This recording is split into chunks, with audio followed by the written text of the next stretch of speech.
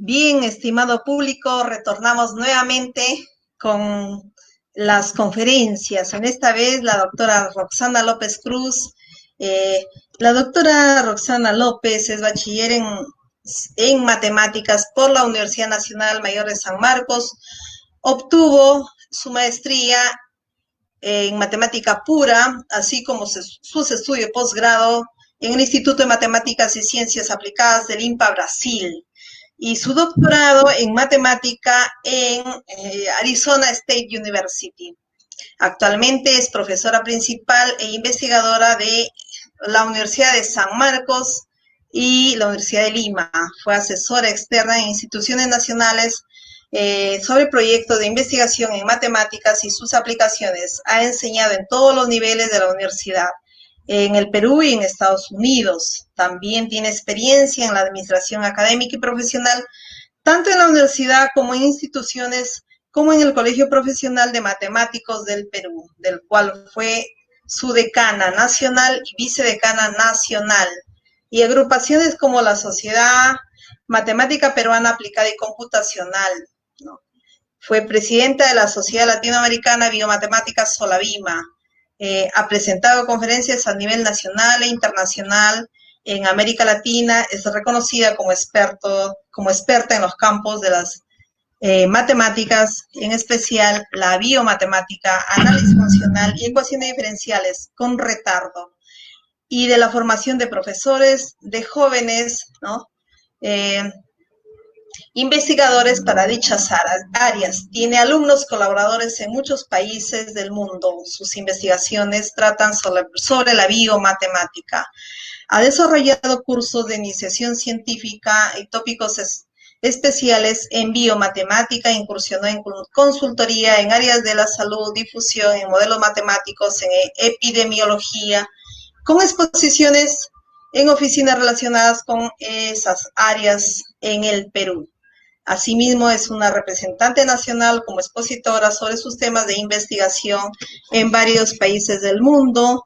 También representa a las mujeres matemáticas peruanas, ¿no?, a nivel internacional, y es una constante divulgadora a través de eventos de divulgación de la matemática en el Perú y en el mundo.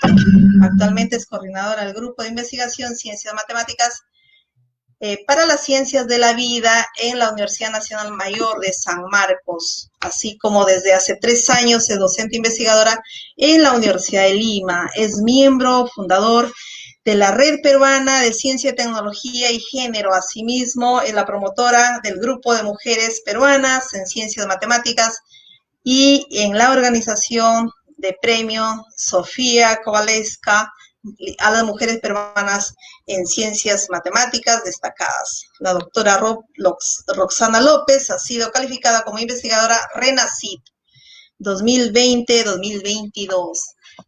Estimado público, con nosotros la doctora Roxana López con su tema el COMAP ante la pandemia, propuesta de trabajo en regiones. Adelante, doctora, bienvenida. Muchas gracias. ¿Se me escucha? ¿Sí? Correctamente. ¿Retorno? Correcto. Muchas gracias. Muchas gracias, Gladys. Muchas gracias, Rómulo, y a todo el equipo que ha organizado de esta manera, que es nueva para todos, pero que es fundamental porque es una comunicación entre lo que es el Colegio de Matemáticos del Perú y su público directo, que son los colegiados del mismo. Asimismo, el Colegio de Matemáticos del Perú busca de una manera u otra su proyección hacia lo que viene a ser la sociedad, porque esa es parte de uno de sus objetivos. Hoy en día, escucho un ruido por detrás, por favor. Parece que hay un micrófono abierto, si fueran tan amables. Correcto. Bien, hoy en día, lógicamente, reuniones como estas son las que están expandiéndose por todo lo que son las líneas académicas, puesto que no podemos tener ese contacto social que hubiéramos deseado en un día tan especial como es este 30º aniversario de nuestro Colegio de Matemáticos del Perú. Sin embargo, a su vez también nos permite comunicarnos con el exterior, lo cual no hubiéramos podido hacerlo si es que hubiéramos estado en un local determinado y no hubiéramos hecho uso de esta tecnología. Entonces, COVID, muchas gracias por habernos permitido de una forma u otra, el muchas gracias es entre comillas, por habernos permitido de una forma u otra estar más unidos que nunca frente a ti. Y justamente el colegio también tiene una labor muy esencial en casos como estos, donde la academia debe presentarse, lógicamente, a través de sus colegios profesionales ante los estamentos del gobierno para poder proporcionar el apoyo desde las áreas en las que se desarrollan sus diferentes capítulos. Ese es entonces uno de los objetivos principales y ese es uno de los objetivos del título de esta ponencia, que es justamente el COMAT ante la pandemia.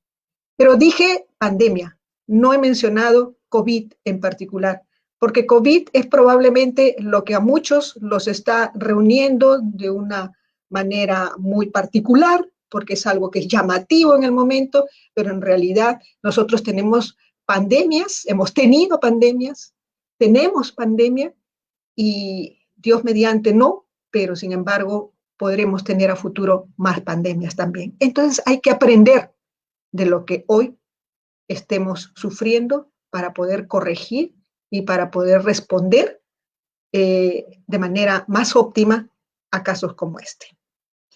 Pero no podemos seguir siendo centralistas, es decir, no podemos seguir haciendo nuestro trabajo para nosotros solamente o nuestro trabajo para un grupito de investigadores que estamos nosotros alrededor y lo compartimos y hacemos publicaciones y hacemos conferencias que solamente nos nutrimos nosotros como matemáticos o como ciencia matemática, sino abordar más allá de ello. Eso es fundamental para nosotros como profesionales. El profesional debe saberse relacionar no solamente con los profesionales con los cuales día a día está trabajando, sino con los demás. Eso es algo fundamental. Eso es algo que se tiene que ir creando justamente, creando en nuestros jóvenes, en nuestro legado para el futuro dentro de las ciencias matemáticas. El COMAP justamente tiene en uno de sus artículos algo que dice así: uno de los fines del Colegio de Matemáticos del Perú es contribuir al desarrollo de las ciencias matemáticas, cooperando con los organismos de gobierno, instituciones científicas, culturales, técnicas y de investigación. Lo estipula en un artículo, si usted leyó todo el testamento correspondiente, usted puede haber leído esto, o de repente se pasó. Y lo dice ahí directamente. Muchos de los capítulos tienen ya esa directa relación, definitivamente no lo podemos negar. Está el capítulo de estadística, está el capítulo de investigación de operaciones, que son los más cercanos a lo que vendría a ser el trabajo en mancomunidad con la sociedad. Son los que más directamente están relacionados con él. Sin embargo, a la matemática en particular, y hoy en día aún a las escuelas más nuevas de matemática aplicada y computación científica y ciencias de la computación, pues nos lleva un poquito, o bastante en realidad, de ventaja con respecto a ello. Cuando hablamos de modelos matemáticos, y eso es algo que es un cliché en los últimos días, de repente no estamos hablando de modelos matemáticos, estamos hablando de modelos estadísticos, y hay que darle su nombre propio, porque los dos tienen la calidad de darnos un mensaje, pero no podemos estar confundiendo una cosa con otra. E inclusive no podemos estar confundiendo con profesionales. Nuestro colegio tiene que defendernos en ese sentido. Salen muchos actualmente que indican ser epidemiólogos matemáticos. Y eso no existe, y tampoco el matemático epidemiólogo. Yo jamás voy a pretender ser una epidemióloga. Yo soy una matemática que trabaja con modelos matemáticos para apoyar a la epidemiología, pero hasta ahí no más llego. No necesito ponerme un cliché para poder llegar a un público diferente al mío.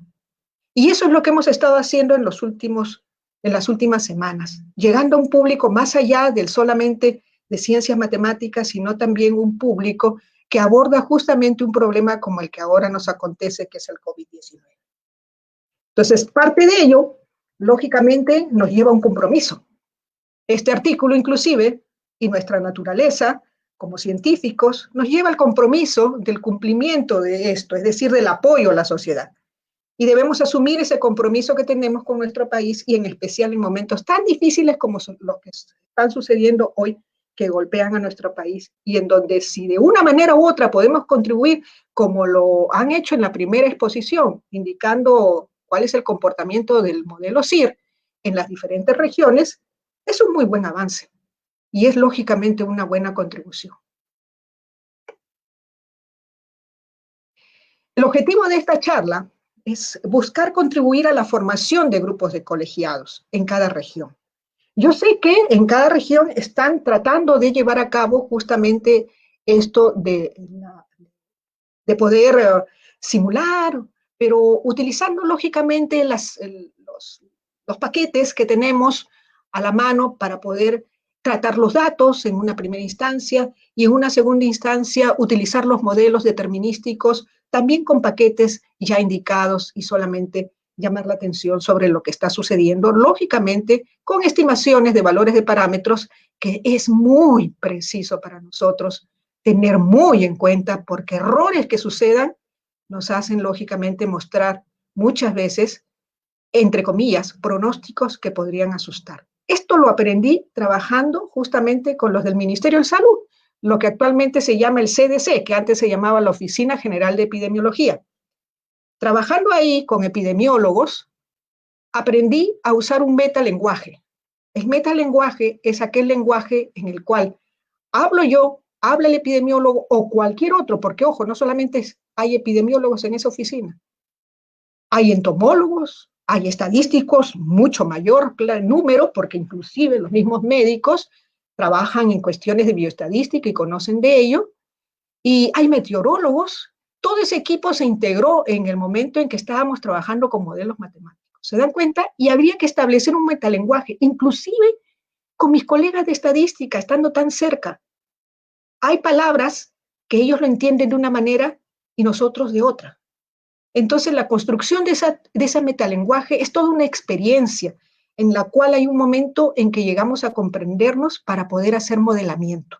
Porque una cosa es el trabajo ya con el modelo traído y otra es poder modelar. Lógicamente, cuando queremos hacerlo para regiones o para lugares especiales, un país o el otro país, el modelo es el mismo. El modelo es el mismo. La comprensión y la obtención de los valores apropiados es diferente, definitivamente. Pero también las preguntas que surgen de una investigación multidisciplinaria es tremendamente preponderante para poder hacer un modelamiento. Miremos.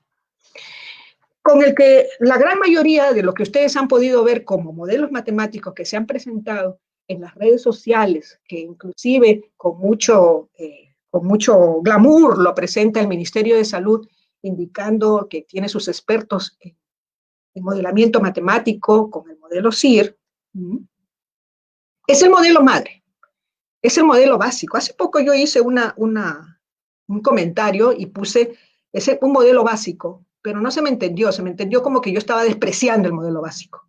No, señor, es lo primero que yo hago cuando entreno a mis alumnos. Si usted no me comprende el modelo básico, no avance, por favor. Vamos a seguir el avance siempre y cuando usted me comprenda de A hasta la Z el modelo CIR, para que usted mismo haga las variaciones correspondientes dependiendo de cuál sea el asunto. Y de este se parte, como lo explicó Edmundo más temprano. Y esto es lo que en realidad está sucediendo, ¿no?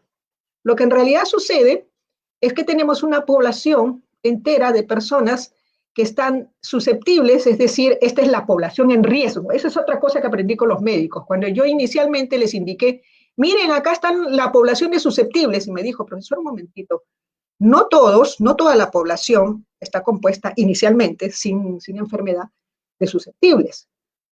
Será los que están en riesgo. Perfecto, comenzamos a armar ese diálogo. Los que están en riesgo. Esta es en realidad, que comúnmente lo llamamos en los modelos matemáticos, el número o la densidad de susceptibles, es en realidad la población en riesgo. Y es el inicio del proceso epidemiológico. Viene un infectado, de cualquiera de los tipos, que puede ser, como hoy en día lo conocemos, asintomáticos o sintomáticos, y produce lógicamente la infección, pasando a una etapa segunda, que es el número de infectados o la densidad de infectados. Luego viene el proceso de la infecciosidad, es decir, termina de ser infeccioso, o la tragedia, si es que esta enfermedad acarrea muerte por la infección, y pasamos a una etapa de removidos, que está compuesta por los muertos y por los recuperados, que obtienen inmunidad en el caso del SIR. Porque en cualquier otro caso, y posiblemente podría suceder eso tendremos que analizarlo más adelante, en China, por ejemplo, si es que hay rebrote, es decir, si es que hay de esa población que ya fue recuperada, se vuelve a convertir en población en riesgo. Si hay una reinfección, tendremos que cambiar el modelo y cambiarlo a un SIRS, porque algunas personas de acá volverán a ser personas en riesgo. Entonces, como es una enfermedad completamente nueva, yo estoy hablando en este caso del COVID, tendríamos que pensar en eso. Y ya el SIR pasa a ser mi modelo madre para pasar a un SIRS, que es el modelo que más se complementaría. Otras perturbaciones que podría hacer acá es, por ejemplo, que también se piensa, y eso es cierto, que tiene una etapa de incubación justamente en esta enfermedad. No lo consideran mucho, pero sí es en algunas enfermedades y en esta también, una etapa de exposición donde se infectó, pero todavía no infecta. ¿Correcto? Y sería la otra etapa de infección, sería los infectados que infectan. Y esa sería otra perturbación. Entonces, el modelo matemático SIR, que ha sido mencionado muchas veces, ustedes lo han visto inclusive con alguien que vino y se hizo mucha propaganda con respecto a lo que encontraba, porque es un gran modelador reconocido, lo entiendo, ¿no? Pero es el SIR. Cuando le preguntaban qué cosa era el SIR, no sabía, y lo presentaron en la radio como un matemático. Evadía todas las preguntas acerca del modelo en sí, ya de la manera más científico-académica. Ese tipo de cosas, por ejemplo, no debe ser del gusto de nosotros. Debemos nosotros tener esa intervención. Y se tuvo, pero antes les voy a explicar esto, lo del modelo SIR, que también ya lo explico temprano. Y en términos de los que usan, este es el metalenguaje, pero mejor dicho, ese es el lenguaje que debemos ir aprendiendo cuando hacemos modelamiento y epidemiología, ¿no? Que para nosotros estos son los susceptibles, los azulitos, los verdecitos son los removidos, y los rojos es lógicamente lo que vendría a ser los infectados. Como ustedes observan, aquí hay mesetas, ¿no? Mesetas, miren esta meseta. Esta meseta es para los muertos acumulados. Una vez que ya llegó a un término final, se mantiene, pues el número de muertos no va a bajar, porque están acumulados. Seguirán siendo, en el día 120, seguirán siendo 4 millones o cosas por el estilo, y así sucesivamente. Estos son los tipos de mesetas, pero que permanecen. Hay otros, como este, que no se nota mucho, que aquí vendría a ser la famosa meseta, que es en realidad, se forma, o mejor dicho, comienza a decaer cuando se llega al pico máximo de infección. Esto es lo que clásicamente ellos llaman casos diarios, o los casos existentes, prevalencia por cada día. Es el número de infectados por cada día. ¿Correcto? Entonces, esta es la lectura que ellos hacen, y esta es la lectura que hemos visto en las conferencias que han dado nuestros colegas epidemiólogos, en las diversas, por ejemplo, en Concitec, en esos coloquios, cuando estuvieron inclusive con Edith dictando algunas cosas, o días anteriores también, en las cuales se hizo mención de estas curvas. Eso es para nosotros, pero ellos lógicamente no trabajan esto, que es en realidad cómo varían, lo más sencillito, derivada, cómo varían. Cómo sale, cómo entra, cómo sale, cómo entra. Esto de aquí, si bien es un beta, que como en la más temprano se estimó con las diferencias, sí es una buena forma, porque diferencia tenemos aquí, lógicamente, sí es una buena forma de poder hacer de manera intuitiva, didáctica, para poder ir formando ese valor aproximado. Sin embargo, este beta no es simple y llanamente un beta. Este beta tiene una definición, es la tasa de contagio, ¿no? Y la tasa de contagio es el producto de la probabilidad de ser contagiado debido a un contacto. ¿De quién? De los susceptibles con los infectados. Entonces, este es un producto. de una probabilidad con una tasa. Tasa de contacto por la probabilidad de que de ese contacto se contagie. 2 elementos por determinar. Y este sí es el número de días de la infecciosidad, que aproximadamente para el caso COVID, por ejemplo, son 17, y para los diversos casos de las enfermedades está establecido ya cuánto demora el tiempo en el que el individuo que está infectado infectará. Entonces eso ya está grabado. Pero, por ejemplo, en este tipo de modelos, yo no podría contestarle, y ahí vengo con una pregunta que hizo justamente el grupo que se ha formado, un grupo de expertos que se ha formado en apoyo a esto que está sucediendo del COVID. La pregunta de ellos era sobre los muertos. ¿Qué sucede con los muertos? ¿Dónde están los muertos? En el CIR no están los muertos y nos están hablando del CIR. Está incompleto, está malo el modelo. Un momentito, el modelo no está malo. Usted pregunte y nosotros respondemos. Y nosotros veremos cómo le damos a la respuesta. Y es cierto, ¿no? En este, por ejemplo, yo no le podría hablar nada de los muertos. Imposible, ¿no? Porque este no distingue. Estos son recuperados y muertos, sumados, son removidos. Simplemente dejaron de ser infecciosos y se terminó. Entonces yo no lo podría responder en un CIR, pero no significa que sea malo. Y que es lo que han estado usando muchas veces. Pues bueno, para este dibujo que está acá, aparte de ello, de lo que ya mencioné sobre los parámetros, queda estimado estos valores de beta-gamma cuando, por ejemplo, nosotros conocemos quién es el R0, o al revés. Si yo conozco el beta y el gamma, que son la tasa de transmisión o contagio versus la tasa de infecciosidad, entonces yo puedo conocer el R0, el famoso R0, número reproductivo básico del CIR, que grandiosamente, bajo un análisis justamente de la población infectada, yo lo puedo obtener rápidamente. ¿Por qué? Porque significará que si esto es mayor que 0, ¿cierto? Entonces comienzan a abundar los infectados. Por lo tanto, entonces, si esta cantidad es mayor que 1, hay infecciosidad. Mejor dicho, va rumbo a la epidemia. La pandemia es cuando se difunde por todo el mundo. Pero ya, con un 2 de R0, ya hay epidemia. Decimos que esta es la segunda generación de infectados. Al haber puesto un solo infectado en una población en riesgo, se infectaron 2. Y después de él, 2 por cada uno, y 2 por cada uno, y así sucesivamente. ¿Ok? Pero por lo menos es el primer infectado. Claro que esto puede aumentar, definitivamente. Eso va a aumentar si es que observamos que los parámetros ya no son fijos, porque al correr el tiempo, lógicamente, debido a las cosas que nosotros podamos hacer o los contactos sociales que podamos tener, eso puede ir variando. Y entonces el beta, por ejemplo, podría ser una función en el tiempo.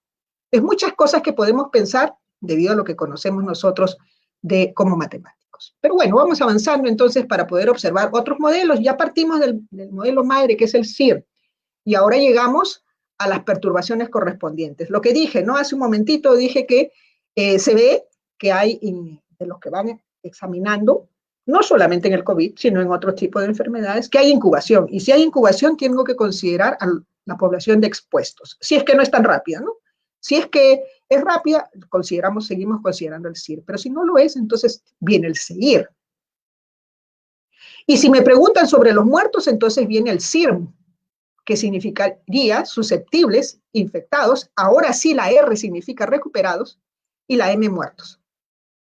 Entonces, ahora sí, si conozco la dinámica, lógicamente esto me cuesta porque me va a abundar el número de parámetros, podré contestarle a partir del modelo correspondiente, que en este caso sería un CIR, con una población de expuestos, es decir, de infectados no infecciosos. Tener esto, analizarlo como matemáticos y ponerle al público que nos está escuchando los diferentes escenarios. Eso es lo que hace el matemático, ojo, en su análisis matemático, hace y dice eso. Estos son, señores, los diferentes escenarios que van a suceder en el caso de esta epidemia que me has contado y que se ajusta a esto. Ahora, los valores de los parámetros, ese ya es un trabajo conjunto, porque como matemático, en particular yo, no trabajo con los datos, pero sí tengo colegas que trabajan con los datos y pueden estimarlos. En la Católica, y lo mencionó Edmundo temprano, ¿no? Hay unos 3, 4 profesores que han hecho un artículo en base a la estimación, por ejemplo, de la mortalidad. eso ya cambia la situación, ¿no? Eso ya me lleva al siguiente modelo, ¿no? Estimaron este delta estimaron, a partir de los datos que tienen, que soltaron, o que les soltaron también, porque eso también sucede, ¿no? Entonces, a veces los datos no se sueltan en su completitud, y de eso ha hecho Edith ya un llamado, y yo lo vuelvo a hacer, ¿no? Porque todos los científicos tenemos los mismos derechos para poder hacer el análisis correspondiente. Entonces, en este caso, estimaron esto por análisis bayesiano. Y es una pregunta que yo se lo he hecho a muchos de mis colegas, ya inclusive ahorita mis alumnos están conectados y les estuve hablando justamente sobre ello y les dije que comenzaran a analizar eso porque vamos a necesitar la estimación de parámetros. ¿Por qué? Porque entre mis alumnos no solamente tengo matemáticos, y son alumnos de maestría en matemática aplicada. Tengo matemáticos y tengo biólogos estudiando matemática aplicada, maestría. Y lógicamente trabajar con ellos va a ser bastante rico porque se va a enriquecer uno del otro. Y yo también, lógicamente, ¿no? Y en todas las generaciones casi tengo siempre alguien que trabaja en biología o en epidemiología, como son los casos de mis colegas epidemiólogos con los que aún trabajo. Y este es el modelo SEIRM. El modelo SEIRM fue el primero con el que colaboré. Inicialmente yo colaboré con el grupo, ¿sí? Prospectiva, con uno de ellos, el doctor Antonio Quispe, que me contactó y me pidió que, me hizo algunas preguntas, me indicó, mira, necesito esto, otro, bueno, y le construí este modelo.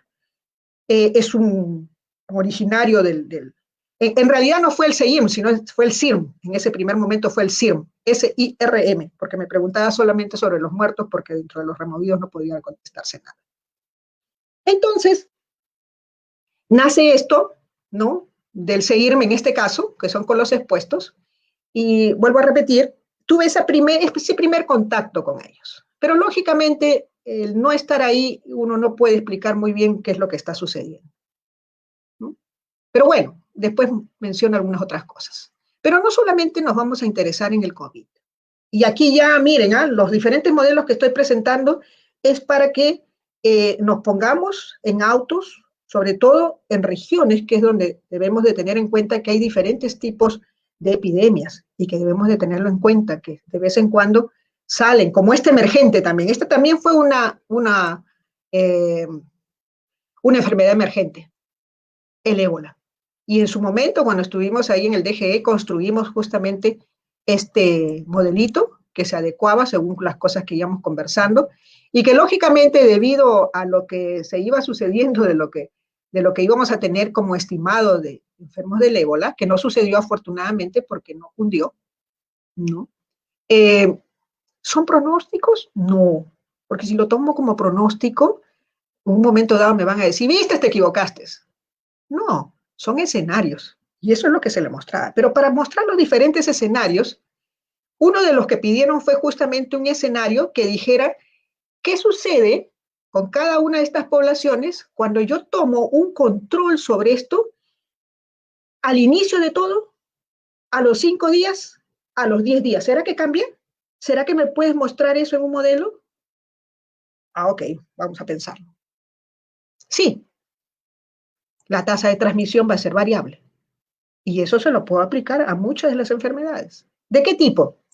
De tal manera que me vaya indicando justamente el hecho que al variar el tau, que va a ser el número de días en el que tomo la decisión de comenzar el control sobre la enfermedad, me diga qué pasó. Eso lo puedo hacer en el COVID también. Ahí va una propuesta para quien quiera hacerlo y para quien quiera analizarlo, tanto matemáticamente como el trabajo epidemiológico. Y este es un SEIRM como el anterior. Esto fue en el 2014, cuando estaba trabajando con ellos. En el 2014 también surgió el otro, la chikungunya. Y en la chikungunya, ya ese era más largo, porque esto ya es un huésped vector, ¿no? Una enfermedad tipo huésped vector, es decir, es un mosquito el que lo transmite. Y al transmitirlo entre los mosquitos, al analizar la información que tenían los epidemiólogos, establecimos, sí, cierto, que en el huésped tendríamos que considerar susceptibles, expuestos, infectados y removidos. Supuestamente no había muerte por esta enfermedad, ¿correcto? Y dentro de los vectores teníamos que considerar a los vectores en el estado larvario y a los vectores adultos. Esto iba a influir, ¿en qué sentido? En el sentido del control que iba a hacer para inhibir a los adultos para que contagien. ¿Existe ese tipo de control biológico? Sí, en particular en el dengue, ¿no? Hay varias bacterias que inhiben justamente esa situación. Pues bueno, esto ya me mandaría para nosotros hacer una conversación correspondiente, fue establecido el año 2014, conversación correspondiente a esto. Y lo puede revisar inclusive en el libro que tenemos publicado con el DGE en ese tiempo, que es la Dirección General de Epidemiología. Y miren este de acá, miren el K. El K es justamente el día que toma control. Mira el K igual 10, K igual 20 y K igual 50. El K está por acá, es el que justamente va a hacer que varíe la transmisión, ¿correcto? Entonces, bien sencillito, simple, variabilidad, le pongo T y lo cambio completamente. Eso para la chikungunya. ¿Dónde afecta? No afecta, pero ya, Roxana, ya esto pasó, ya son enfermedades emergentes, pero que ya no volvieron más, supuestamente. Estos, chikungunya en particular, es un caso especial de lo del mosquito del dengue, ¿correcto? Por lo tanto, hay que tener cuidado, porque hay varias mutaciones que sufre, que podría traer otra enfermedad, que podría convertir en pandemia. Afortunadamente el chikungunya a todos nuestros vecinos le afectó, menos a Chile porque es muy frío. Y a nosotros se suponía que sí nos iba a afectar fuerte, pero pasó una de dos cosas. O no se nos informó, ¿correcto? O simple y llanamente, pues el mosquito no le gustó el Perú. Fuera de bromas, ¿no? Pero cosa por el estilo. ¿Qué sucedió por detrás de ello? No sabemos. Pero a Perú no le fue preciso utilizar esto, pero sí ya estábamos preparados para poder mostrar los diferentes escenarios y fue lo que fuimos haciendo con este tipo de modelamiento. Y este es para el dengue.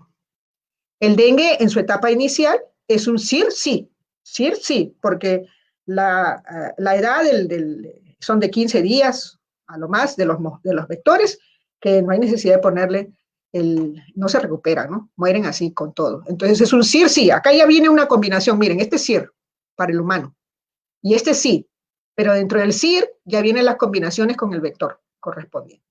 Entonces, una vez que ya usted analiza y mira y observa todo lo demás, puede proponer uno como este para el dengue.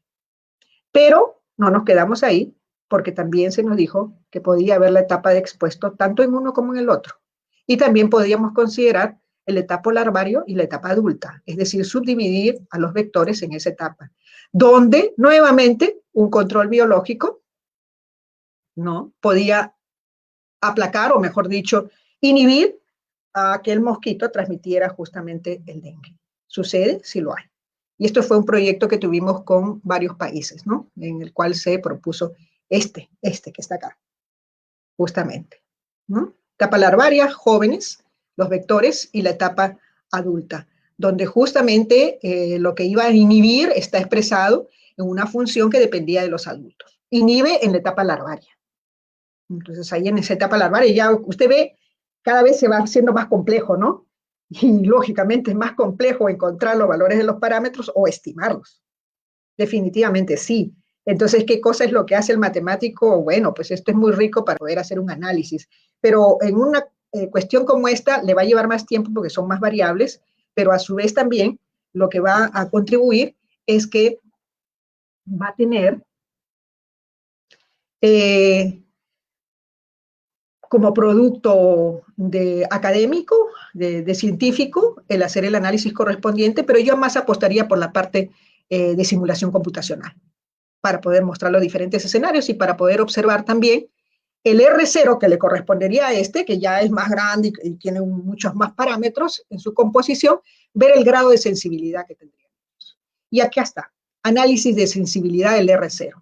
Vieron ustedes, aquí hay un montón de parámetros, ¿no? Pero nos fijamos solamente en los que está correspondiendo a la etapa de infectado, ¿correcto? Etapa de infectado, que es esta, y etapa de infectado que también tenemos por acá. Con el que se piensa hacer un control biológico justamente aquí es con el Wolbachia, porque tiene esa parte muy particular, ¿no? Esa bacteria que inhibe. Entonces, trabajando con ello, se encuentra un R0. Y ese R0, aquí ya viene la parte estadística, ¿no? Trabajando con el muestreo del hipercubo latino y otras cosas más, tipo de las correlaciones. Este trabajo fue hecho con uno de mis alumnos que actualmente está en Alemania haciendo sus estudios de maestría. Y justamente él pudo implementar, utilizando tanto Python como lenguaje R, una implementación computacional para poder determinar cuáles son los parámetros que influyen más dentro del R0. Entonces, el R0 expresado para este, que me olvidé de colocarlo acá, que viene en términos de los parámetros correspondientes, nos indican que positivamente, lógicamente, la infecciosidad que el vector, o mejor dicho, la carga viral que trae el vector, es lo que más influiría en la variación, en la variabilidad del R0. Y ese R0 es justamente el que nosotros necesitamos ver de quién depende más, ¿no? Entonces, ese es el grado de sensibilidad del R0. Y cada uno de estos, cada uno de los anteriormente modelos mostrados, habría que hacerle una análisis de sensibilidad. Pero bueno, esto ya, por ejemplo, se lo dejaría a uno de mis colegas más en estadística o en epidemiología para que hiciera la interpretación correspondiente una vez que ya usó el pequeño programita que este joven trabajó para el grupo de investigación. Este es el modelo SEIR, que sí ha sido utilizado para el coronavirus. El SEIR fue propuesto por uno de mis alumnos, sus parámetros fueron determinados bajo la literatura que se tiene, avanzada dentro de lo que es la China, y yo le puse la parte correspondiente a los muertos, porque interesaba también saber esto. Entonces, es una perturbación del CIRM, este es el SEIR. Otros modelos, que estos sí también fueron presentados oportunamente debido a las preguntas que hizo el doctor en su momento, estaba en el grupo de expertos, me hicieron la pregunta sobre qué sucede si hay aislamiento, lo que está sucediendo ahora, ¿no? ¿Será beneficioso? Si es que yo tengo un aislamiento de 30, de 50, de 70%, ¿cómo es que se comportará? ¿Me puedes poner esos 3 escenarios o me puedes poner varios escenarios? Bueno, sí se puede poner varios escenarios. Voy a crear una subpoblación de aislados, es decir, esta es población en riesgo, pero que está aislada. Por lo tanto, ellos no se van a contagiar. Esta sí es en riesgo totalmente. Y estas son los que estaban en riesgo, pero que se están aislando, ¿no? Están en su casa, permanecen. Entonces, la tasa con la que se reclutan ellos, ¿no? Es ETA, y la tasa con la que desertan también, porque hay que considerar que también van a desertar. Entonces, tenemos este tipo de, el anterior, este tipo de modelo, ¿no? Que es el modelo SAIR, donde está incorporado acá justamente esta etapa de aislamiento. Y el R0 para dado que este no es el infeccioso, el único que depende es el número reproductivo básico beta S0 omega más gamma. Estos son las de salida, esta es la de entrada, que es la tasa de infección, y S0 es el número inicial de susceptibles. ¿Hay simulaciones sobre sí? En este caso no las estoy mostrando porque las he mostrado ya en anteriores exposiciones. Y este fue el último, porque ya comenzaron otras preguntas. Las otras preguntas que se presentaron, se acordarán ustedes, fue ¿y cuántas camas voy a necesitar? UCI, ¿cuántos ventiladores voy a utilizar? Voy a necesitar, si me hago una proyección de lo que podría suceder. Necesito contestar esa pregunta. Así fue como se me mencionó. Ok, entonces vamos a considerar lo siguiente. Lo que tenía inicialmente, pero ahora I son los infectados, pero son aquellos infectados que están en su casa. O sea, se recuperan en su casa. Estos H ya son los infectados que están hospitalizados. Aquí siguen en el hospital, pero pasan a cuidados intensivos. Y estos son los que pasan a usar ventilador, porque puedes estar en cuidados intensivos, pero no tener ventilador. Pero estos son los que ya están más graves, cuya tasa de recuperación es muy difícil, pero están ahí. Y es sobre esto los que preguntan. Los otros dos ya son los que conocemos, inmunidad total, y esta M que son los muertos. Entonces, sobre esto se enmarcaba la pregunta. ¿Qué sucede? ¿Cómo influyen las demás poblaciones, la dinámica de las demás poblaciones, justamente en esta? Ojo, miren acá que una vez que se infecta, una parte pasa a estar en su casa infectado y la otra parte, esta es la probabilidad, ¿no? La que corresponde, Rho es la probabilidad de que pase de frente a ser hospitalizado, ¿no? Porque la gravedad no presenta, eso es asintomático inicialmente y después, plum, cae grave, por ejemplo. El R0 correspondiente para está en términos, miren, fundamentalmente de esa probabilidad que da para estar infectado en casa, ¿no? Ello influye, ¿se dan cuenta? Influye matemáticamente es encontrar ese R0 y ahí aparece la influencia del aislamiento. Aún estando infectado.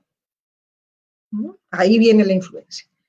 Y se hizo la modelación, perdón, la simulación correspondiente y justo una de las cosas que habló en algún momento tanto el ministro como el presidente, que fue algo similar a esto, ¿no? Esto fue lo que yo envié, ya ellos hicieron sus propios dibujos, ya de ahí en adelante yo ya no pude contribuir con ellos porque pedían que estuviera ahí y yo no puedo porque tengo una madre muy mayor y yo me debo más a mi mamá que a este tipo de cosas, aunque me gusta hacerlos. Y le coloqué esto, ¿no? Cuarentena al 30, al 50, al 70. ¿Dónde está la cuarentena? Aquí está, determinada. Por el porcentaje como van variando, ¿correcto? Asumiendo de que no había deserción, es decir, asumí que alfa es 0, ¿correcto? Asumí que éramos bien comportados y que nos aislábamos. Y esto es lo que va sucediendo. Al 30%, miren, el pico bien alto, ¿correcto? 3.500 en una hipotética localidad. Esto es al 50%, el pico ya disminuye, estamos siendo mejor comportados, y lógicamente mucho mejor comportados, con un 70%, el número de infectados es mucho menos, nos lleva un poquito más de días, pero es mucho menos. Esta parte de acá, si somos no comportados, si estamos como ahora en Gamarra, o etcétera, etcétera, en varios lugares, que lamentablemente por las necesidades sucede, ¿no? Pues, nos puede suceder esto en algún momento, porque esto puede replicar. Entonces, ahí se mencionó o se contestó sobre cuántos ventiladores mecánicos se necesitaban. Y en efecto, si no tenemos mucho cuidado, íbamos a necesitar 3.500 ventiladores mecánicos. Y probablemente me quedaba corto. Al 70% es aproximadamente unos 400. Hoy en día creo que tenemos 1.000. Entonces debemos estar más o menos en un 60% de aceptabilidad de esta cuarentena. Y esperemos que estemos ahí y sigamos mucho mejor, aunque es muy difícil la situación. Definitivamente lo que los modelos nos dicen no lo podemos poner muchas veces en práctica porque la realidad es otra. Estos son modelos bien finitos, bien suavecitos, ¿no? Pero las cosas ustedes la han podido ver con la exposición anterior, con Edith, pues las cosas van bien feas, ¿no? Suben, bajan y después nos dicen la meseta, llegamos, sí, bajamos. Y hace poco yo puse en el Facebook, elija usted su meseta, porque tenemos muchas formas de meseta. Podemos estar en una meseta y de pronto seguir creciendo. Podemos estar en una meseta y después bajando. ¿Correcto? Entonces hay que tener el cuidado correspondiente, ¿no? Al responder cuestiones de mesetas, picos y todo lo demás. Esto es lo que sucedía con los muertos. Tiene lógicamente estos son los acumulados, ¿no? En algún momento ya no van a haber más muertos y también correspondiendo a cada uno de los reclutamientos que nosotros íbamos haciendo dentro de la cuarentena, ¿no? Al 30, miren la cantidad de muertos, al 50 rebaja y al 70, lógicamente, mucho más. No estamos en el 70 definitivamente y ni siquiera creo que en el 50 ahora. Y estos son con referencia a los recuperados, los que ya pasaron por la enfermedad, dependiendo de cada uno de los momentos. Nuevamente el efecto martillo, el colapso del sistema de salud, también al 30-50. Pero pues bueno, esos fueron de una forma u otra, yo no digo utilizados, porque nunca los vi en las exposiciones que dio el presidente. No los utilizaron, pero por lo menos me imagino yo que les debe haber servido para que ellos hicieran hipotéticamente sus curvas. Pero jamás se habló de meseta, lógicamente. Picos sí, y esa fue una de las informaciones que les di. Picos, pero estos son, hay que estar muy tranquilo cuando uno modela. Y hay que estar mucho más tranquilo cuando uno muestra los gráficos, en este caso del modelamiento matemático. Porque los modelamientos que muestra el doctor Víctor con la doctora Edith son reales, son lo que está pasando. Pero los que nosotros podemos mostrar como esto son situaciones, son escenarios que algunas veces pueden herir susceptibilidades y asustar al público. Pero algunas otras veces tenemos que colocarlo para que tomen conciencia. Luego siguen otros modelos que también en cada región podemos utilizarlos. Ya eso es cuestión de utilizarlos. Mejor dicho, habrán de repente en las diversas regiones, como lo hay ahora en La Libertad con el grupo que se mencionó, que han recolectado los datos y pueden aplicarlos a cada uno de estos. Miren esta modelación del CIR con migración y del CEIR también con migración. Se consideran varias ciudades, ¿se acuerdan que comenzaron a irse porque ya no tenían las condiciones de vida adecuadas acá? Y ahí se propaló nuevamente la pandemia. ¿Por qué? Porque de repente la tasa de infección que había acá en Lima, que es fuerte, allá en la otra ciudad no lo era, pero yo voy para allá y yo transmito de esa manera, porque mi carga viral es la que tenía en Lima. Y aunque me dé negativo, utilizaban las pruebas rápidas y probablemente era positiva. Entonces, ante esas circunstancias, podría considerarse también este modelo CIR con migración entre ciudades.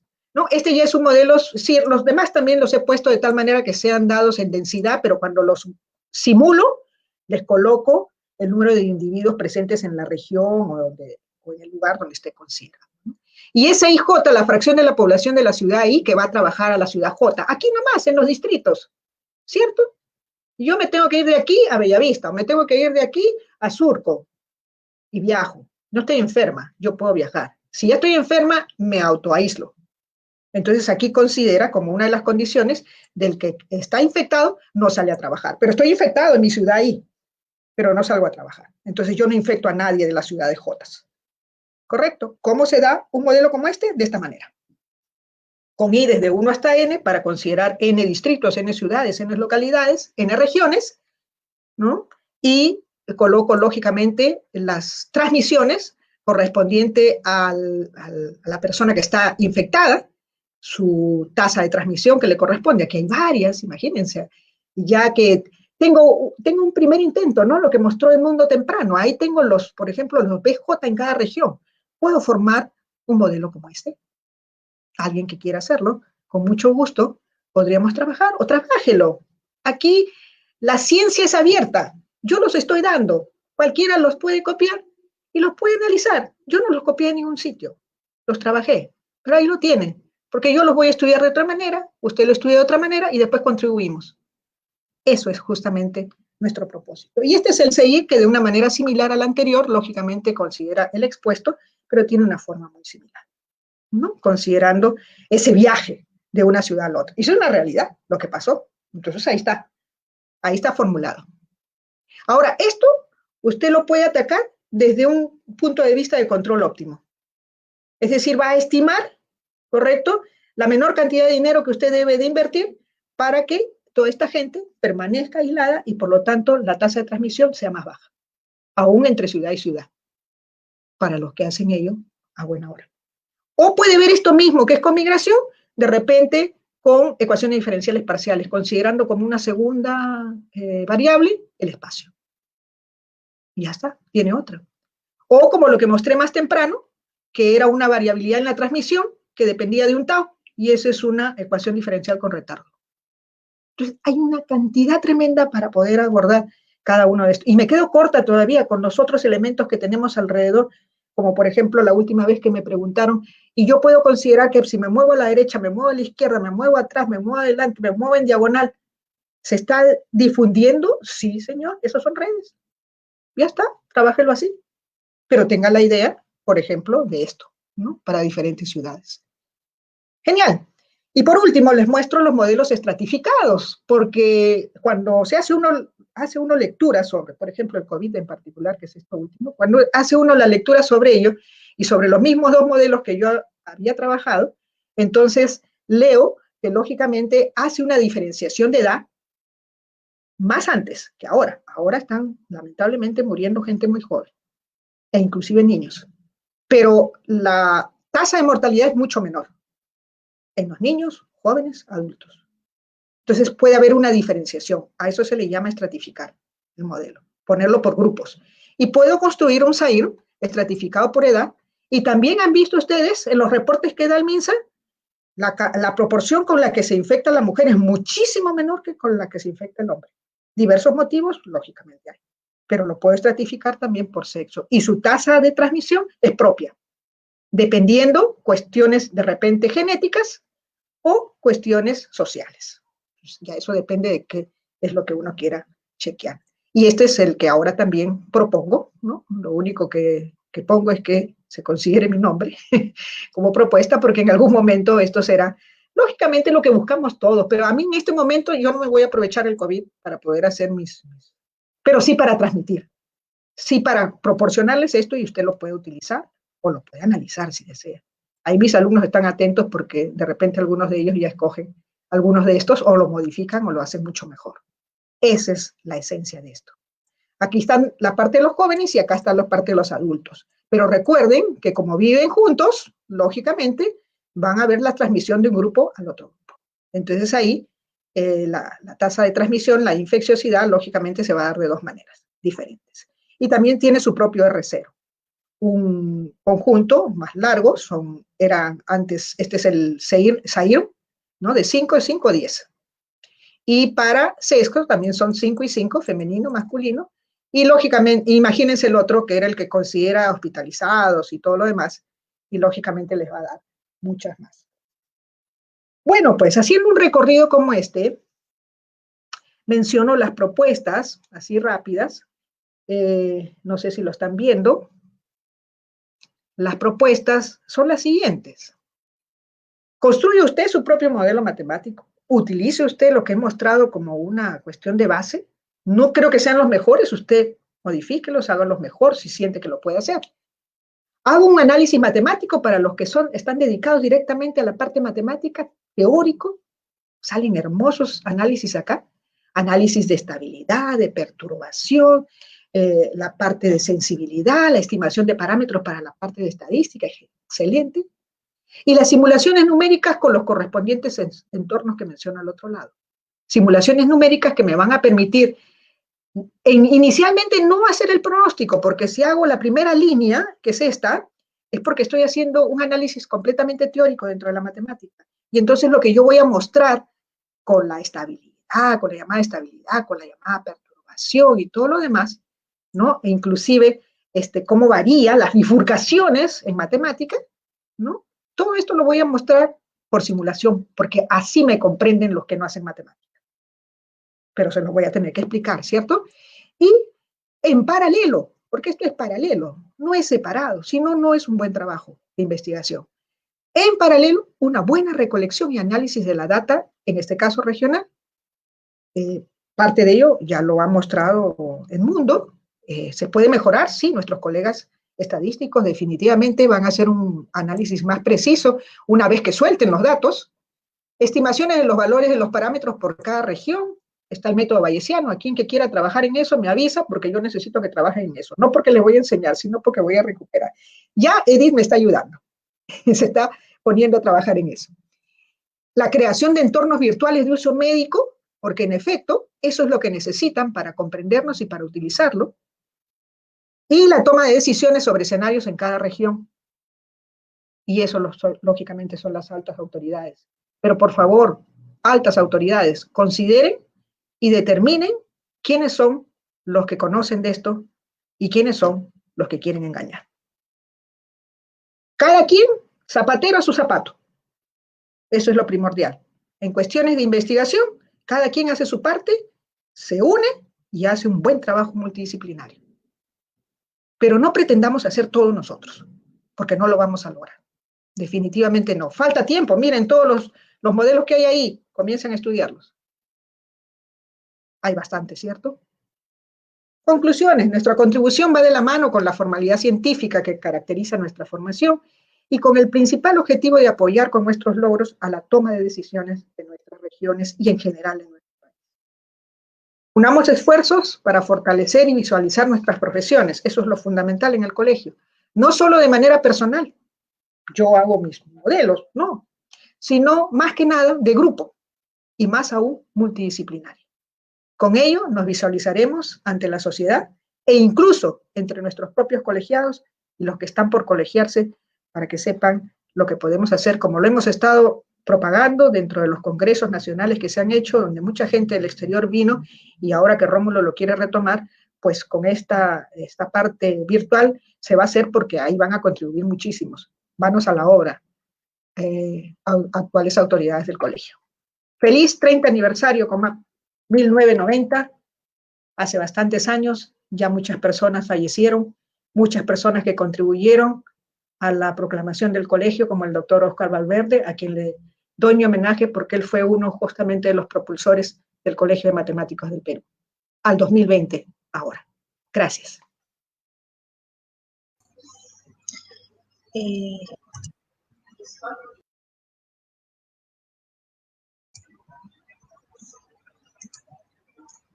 Bien, gracias, doctora Roxana. Vamos a pasar a algunas preguntas. Ok, bien, entonces... Estoy a oscuras. Ok. Bien, No. doctora. Viene algunas preguntas. Nos dicen, ¿qué modelo matemático recomienda para estudios del comportamiento del contagio del COVID? Oh, ok. Inicialmente, para poder reconocer algunas cosas solamente sobre susceptibles e infectados, el CIR definitivamente es un buen comienzo. Eso de hecho. Luego, ya como usted ha podido observar, se pueden ir haciendo las perturbaciones correspondientes para dar respuesta a diferentes preguntas. Claro que esto tiene un costo. El costo no es monetario, el costo es que tendremos la necesidad de estimar mayor cantidad de parámetros, dependiendo de cada pregunta que se vaya haciendo, ¿no? Eso ya nace de trabajar multidisciplinariamente con quien necesita respuesta. Ok, dice, ¿cómo considero las variables cualitativas en el modelo matemático CIR, como la cultura de la población y otra, como lo es la informalidad laboral? Esas son cuestiones sociales que lógicamente hacen que ustedes puedan ver, inclusive en la visualización de los datos que ha hecho Edith y varios otros colegas también, en los cuales se nota pues que la curva no es suave, ¿no? Definitivamente cuando nosotros hacemos el determinístico, la curva es suave, debido a la forma como lo estamos visualizando. Pero sin embargo, existen esos bachecitos que inclusive hay otro tipo de modelación, es la modelación estocástica, que tiene justamente en ecuaciones diferenciales estocásticas eso fino que nos va a permitir observar esos ruidos, esos movimientos que ven ahí en las curvas que muestra Edith, que muestra el doctor Víctor, todos ellos, eso se podría mostrar ahí, pero lógicamente nada mejor que la realidad, definitivamente, ¿no? Pero sucede eso, ¿no? Sucede eso. Ok. Otra pregunta dice, ¿qué futuros proyectos de investigación se tienen en cartera? ¿Cómo se pueden incorporar los interesados para participar? Ok, de repente esto es algo que puede dirigirse a partir del colegio, ¿no? Y como parte también de recursos, ¿no? Porque en cada región, lógicamente, cada uno de sus componentes puede conseguir los recursos correspondientes porque muchas veces hay canon y puede apoyar justamente al hecho de que el colegio tenga un ingreso mediante ello, pero no solamente mirándolo desde ese punto de vista, sino más que nada de la colaboración y de la unión. Seríamos la representación organizativa, lógicamente, para ir en apoyo ¿no? De cada región. Entonces, ahí se podría fomentar a los colegiados unidos e inclusive a las personas que no tienen que ser nuestros colegiados, como son en particular los epidemiólogos o los entomólogos, si queremos ver algo de huésped vector, como el dengue, por ejemplo, ¿no? Ahí ya se forman grupos. Característica particular, y yo en algún momento los puedo ayudar, no voy a poder estar en todos los grupos, me apasiona trabajar, he trabajado en dengue, acabo de trabajar en obesidad, hoy en día estoy trabajando en enfermedades con influencia externa, como son, por ejemplo, las manifestaciones populares de las noticias, cómo influyen, o cómo influyen también cosas como, por ejemplo, que algunas vacunas yo no quiero que se las pongan a mis hijos, ¿no? Mitos. ¿Cómo es que influyen los mitos, por ejemplo, a la propagación de algunas enfermedades? Ese, por ejemplo, es el trabajo de investigación que tengo actualmente en la Universidad de Lima. Entonces, pero trabajo sola, soy matemática y trabajo sola ahí. Sin embargo, tengo que agenciarme de conversar con gente que conoce más sobre el tema o limitarme a hacer un trabajo puramente teórico, que también es un buen avance, pero que lógicamente se puede expandir a alguien que quiera hacer ese tipo de análisis. El anterior, que fue el de obesidad, ese no es transmisible, ¿cierto? Pero sí es una cuestión social. O sea, según donde vivas, según cómo comas, los que están alrededor, o según como no te digan que debes hacer o no hacer tal cosa, influencia. Entonces es más que nada una transmisión a nivel social, ¿no? Una influencia, o genética, como lo hizo uno de mis alumnos, por ejemplo, ¿no? observó la obesidad desde el punto de vista genético-social. Ok, muy bien, doctora, gracias por Correcto. su Y disculpen el tiempo, ya me pasé. No se preocupe, entonces, bien, muchas gracias entonces por la participación de la doctora Roxana López Cruz y bueno, ya escuchamos todo, las propuestas, ok, muy interesante doctora, gracias. Ok, nos vemos. Chao. Chao. Bien, vamos a continuar, nos queda la última exposición de Cristian Rojas. Bueno, viene saludos del COMAP La Libertad, ¿no? Del doctor Gilberto Alba Castillo, dice mis saludos a ustedes matemáticos, mensajero de la ciencia desde los mayores hasta los más jóvenes, vengo del mundo donde se utilizaba la regla del cálculo, su poema matemático, no olvides si te encuentras triste, allí estoy, yo dice, y muchos saludos, éxitos y abrazos, amantes de las matemáticas. Ok, gracias doctora Gilberto Alba, ok, decano regional de La Libertad. Y finalmente los saludos a nivel de saludos de decanos, tenemos la Junta Directiva del Colegio de Matemáticos del Consejo Departamental de Piura, COMAP, expresa su saludo fraterno a todos los miembros de la orden en este día que celebramos el 30º aniversario del COMAP, ¿no? Nos envía saludos el licenciado Felipe Malaver Lavado, ¿ok? Muchas gracias, entonces continuamos, retornamos con la última exposición.